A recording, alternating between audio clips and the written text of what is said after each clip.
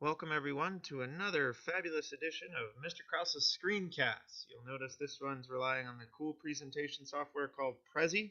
Pretty cool graphic in the background. Before we get into this lesson, you are reminded that you can pause, rewind, rewatch any part of the video. That's the cool part about a video lecture. So if I'm going too fast, don't forget you have control. Let's get into the lesson. Fancy Fanboys, my favorite lesson. How can you sound more academic? Or when tomorrow comes and you guys are out there in the business world, how can you sound more professional? It doesn't get any more important than this one. So let's get going.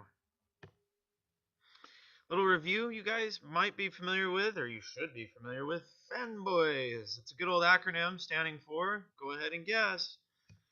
Hopefully you know all 7, for, and, nor, but, or, yet, so. And you guys have been using those for a while. Fanboys can join words. They can join subjects of the sentence. You guys remember grade school, walking to school for the first time? Maybe John and Mike walking to school as buddies. Fanboys can also join sentences. Don't forget, though, when you join sentences with fanboys, you need a comma in front. Mr. Kraus likes to say comma plus fanboys. I've heard other teachers use the phrasing comma and coordination. We'll just call them comma plus fanboys. I love going to school, but I don't enjoy a short lunch. I can almost hear you guys whining about it. Don't worry, Mr. Kraus would like a longer lunch too. So, why this lesson? Well, you guys don't want to sound like a child. You guys want all the freedom of an adult. Well, one of the ways you can earn that freedom is by sounding like a grown-up or professional and practicing that language in the classroom where you can sound more academic. I'll show you a video, proof that children use and, so, and but all the time, using a YouTube video called, a channel called Kid History, where little kids tell stories and adults act it out. It's pretty cute, so enjoy. Now I'm going to start this story in the middle, just as you listen. Listen for all the ands, the buts, and the yets, and the so's in a child's conversation as he attempts to tell a story with some of his friends and adults acting it out.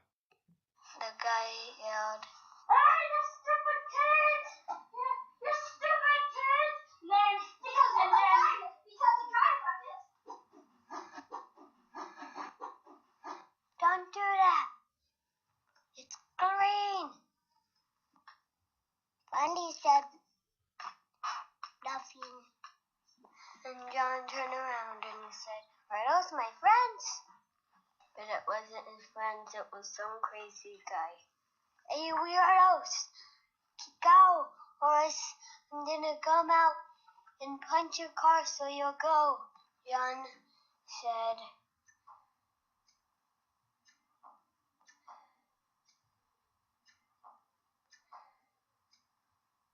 "Don't punch our car."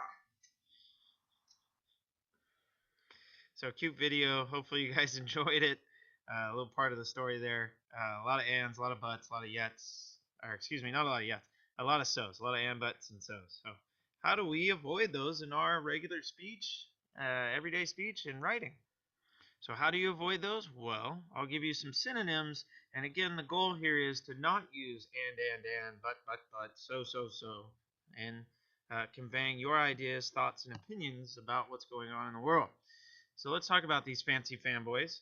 They typically only join sentences, all right? So as we move forward, I want to remind you guys, you're trying to sound more academic or more professional.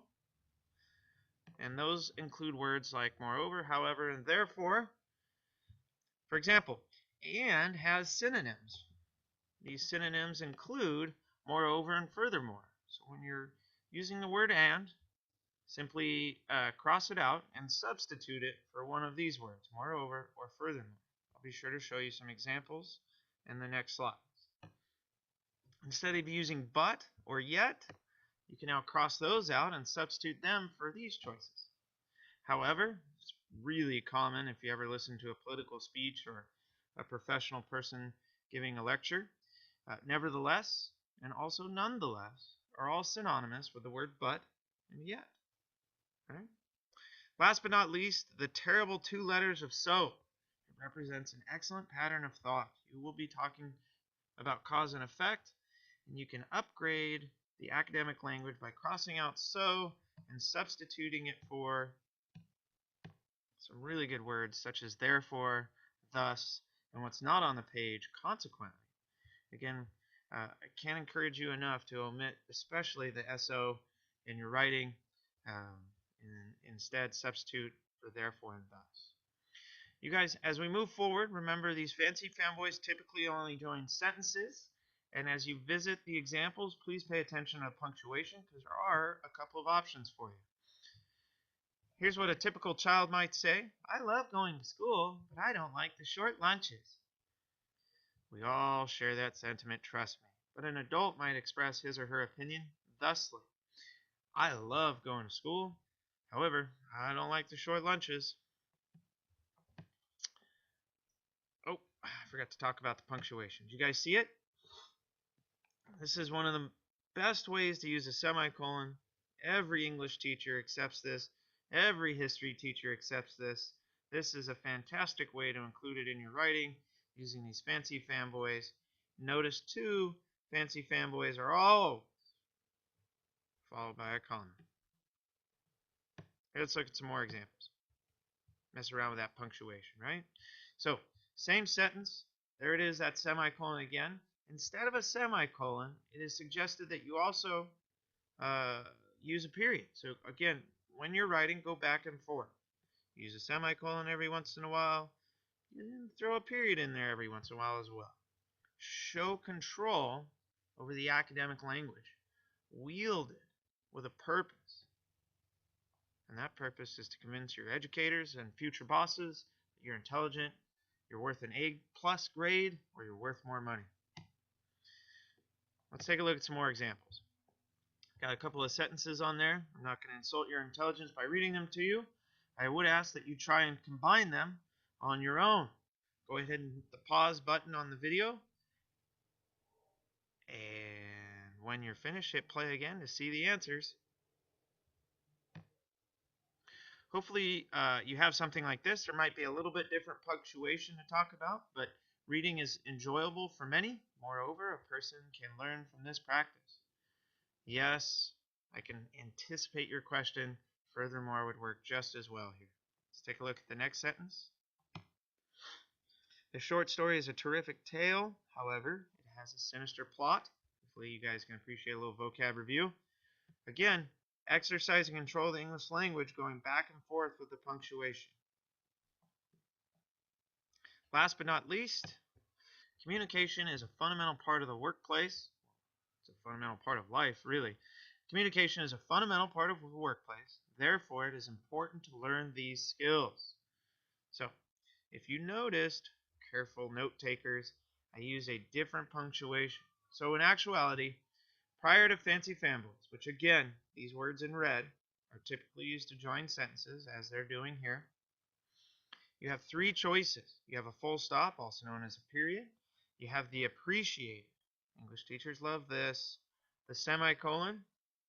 And last but not least, if you really want to, go ahead and use a comma before one of these fancy fanboys.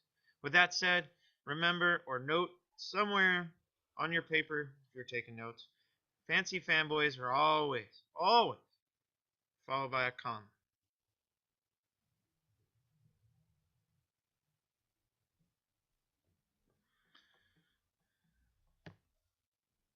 So that, ladies and gentlemen, is a presentation on fancy fanboys, and hopefully you can answer this question with an affirmative answer, explaining that instead of using and, but, or so, you now have some fancy fanboys with bigger words, if you'll allow me, to use in an effort to sound more academic, earn that A+ grade on your next paper, or in the future to sound more professional, catch your boss's attention, and demand a raise. Good luck, and I look forward to seeing you guys on the next school day.